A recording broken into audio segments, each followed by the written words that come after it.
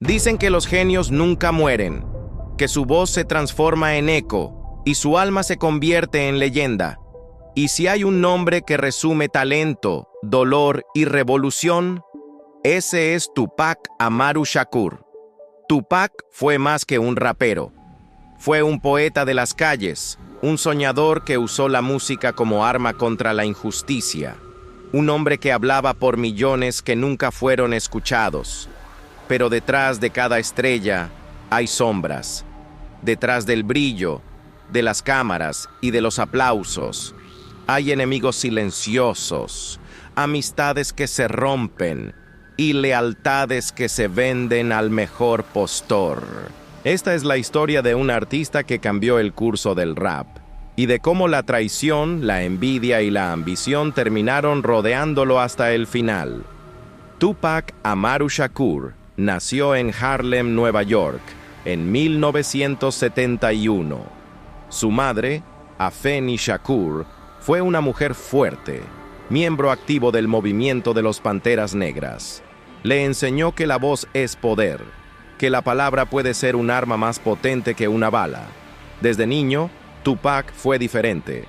Amaba la poesía, el teatro y la expresión. Pero también vivía el peso de la pobreza, el racismo y la desigualdad. Esa dualidad entre arte y realidad marcó su destino. Cuando su familia se mudó a Baltimore, Tupac asistió a la Escuela de Artes Escénicas, donde perfeccionó su voz, su escritura y su interpretación. Ahí nació el artista, el actor, el poeta, pero también el joven rebelde que sentía que debía cambiar el mundo. Con los años, llegó a California, buscando oportunidades, y fue en el grupo Digital Underground donde su talento explotó.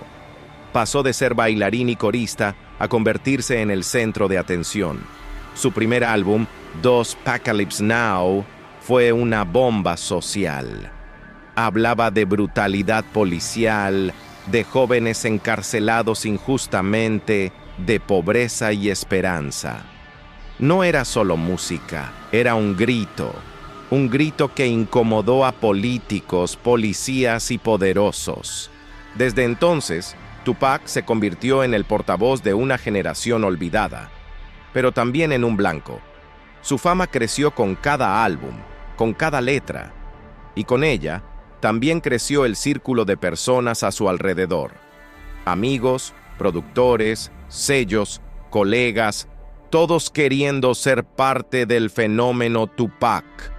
Su talento era puro fuego, su presencia magnética y su mensaje tan real que dolía. Pero en el mundo del rap, la lealtad no siempre dura. Los egos chocan, los contratos confunden y las amistades se prueban con dinero y poder. En 1994, Tupac entró a un estudio en Nueva York para grabar. Esa noche fue atacado, salió herido y convencido de que la traición venía desde adentro. El golpe no fue solo físico, fue psicológico. Desde ese día, su mirada cambió. Ya no confiaba en nadie. Su relación con The Notorious B.I.G., su supuesto hermano del alma, se quebró. Pasaron de compartir escenarios a lanzarse indirectas en canciones. Tupac pensaba que Biggie sabía algo del ataque, o que al menos se benefició de su caída. Nunca hubo pruebas, pero la duda fue suficiente para destruir su amistad. La guerra del rap entre la costa este y la costa oeste acababa de comenzar. Y Tupac, sin quererlo, se convirtió en el rostro de esa rivalidad. Mientras tanto, su arte seguía creciendo. Sus letras eran más agresivas, más profundas, más humanas. Hablaba del dolor, de la traición, del sistema y del amor. Era un poeta atrapado en el cuerpo de un guerrero, pero la vida lo golpeaba sin descanso. Enfrentó demandas, cárcel, acusaciones, y traiciones constantes. Y aún así, en medio del caos, creó su mejor obra. En 1995, mientras estaba tras las rejas, lanzó el álbum Me Against the World. El título lo decía todo: él contra el mundo. Era su manifiesto de resistencia, su confesión y su venganza. Ese disco fue número 1, aun cuando él estaba en prisión. Cuando salió, no era el mismo. Había dejado atrás la inocencia. Ya no confiaba en casi nadie. Fue entonces cuando conoció a Suge Knight, el poderoso dueño del sello Death Row Records. Suge le ofreció dinero, libertad y fama, a cambio de firmar con su sello, y Tupac aceptó. Entró a un mundo de excesos, poder, lujos, pero también de miedo, violencia y enemigos. Death Row era una jungla, un lugar donde el éxito y la muerte caminaban de la mano. Aún así, Tupac no se detuvo. Grabó sin descanso, componiendo canciones como si el tiempo se acabara. En 1996 lanzó All Eyes on Me, uno de los discos más importantes en la historia del rap. Fue el primer álbum doble de hip hop, y cada canción era una declaración de fuerza. Era la prueba de que Tupac no solo era un artista, era un fenómeno. Pero con cada logro, su entorno se volvía más peligroso. Los celos crecían. Los que decían ser sus amigos empezaban a dudar de su lealtad. Y la industria, que tanto lo aplaudía, también lo vigilaba. Tupac comenzó a hablar abiertamente sobre la traición. Decía que la fama era una prisión dorada y que a veces los enemigos estaban más cerca de lo que uno creía. Mientras su carrera alcanzaba el punto más alto, su vida personal se llenaba de tensiones, amenazas y paranoia. Él mismo lo sabía. Decía en entrevistas que no creía vivir mucho más, pero que su mensaje sobreviviría a su cuerpo. El 7 de septiembre de 1996, Las Vegas brillaba con luces de neón. Tupac asistió a una pelea de boxeo.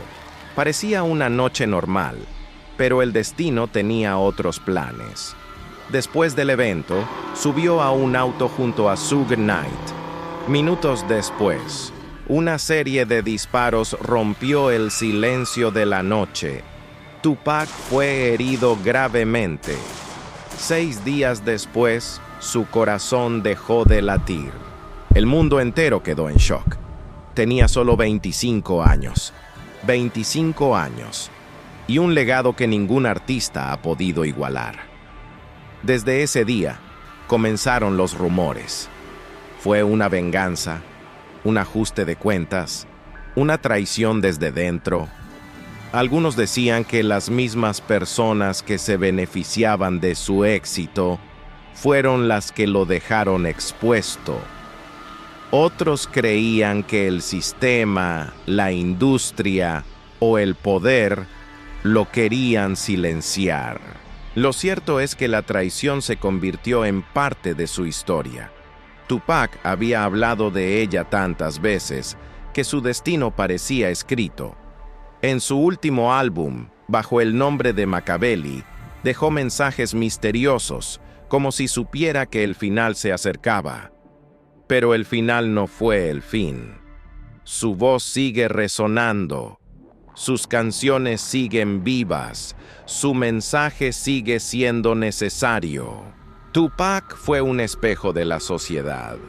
Habló de la pobreza, del racismo, del amor, del dolor y de la esperanza. Fue un hombre que vivió a 1000 por hora, que amó con intensidad, que luchó con convicción y que murió sin arrepentirse de decir la verdad. Hoy, décadas después, su nombre sigue generando respeto y admiración. Se han hecho películas, documentales, teorías, homenajes y tributos. Pero más allá de todo eso, Tupac representa algo más grande.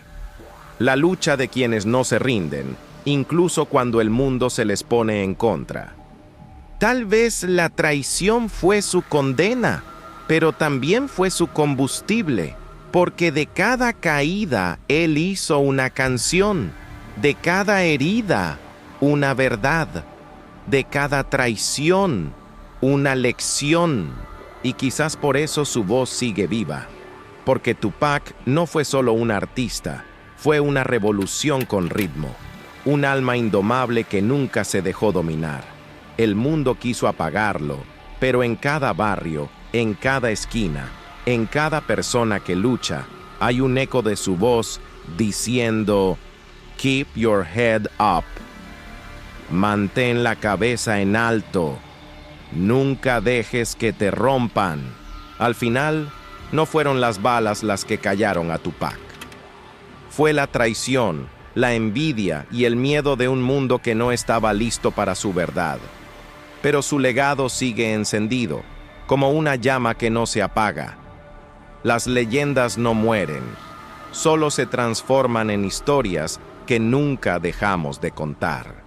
Tupac Shakur fue la voz de una generación, y aunque se fue joven, su mensaje se volvió eterno, porque los verdaderos revolucionarios no necesitan tiempo, solo necesitan valor. Y él lo tuvo todo.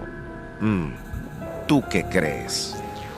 ¿Tupac fue víctima de la traición o del sistema? Cuéntanos en los comentarios.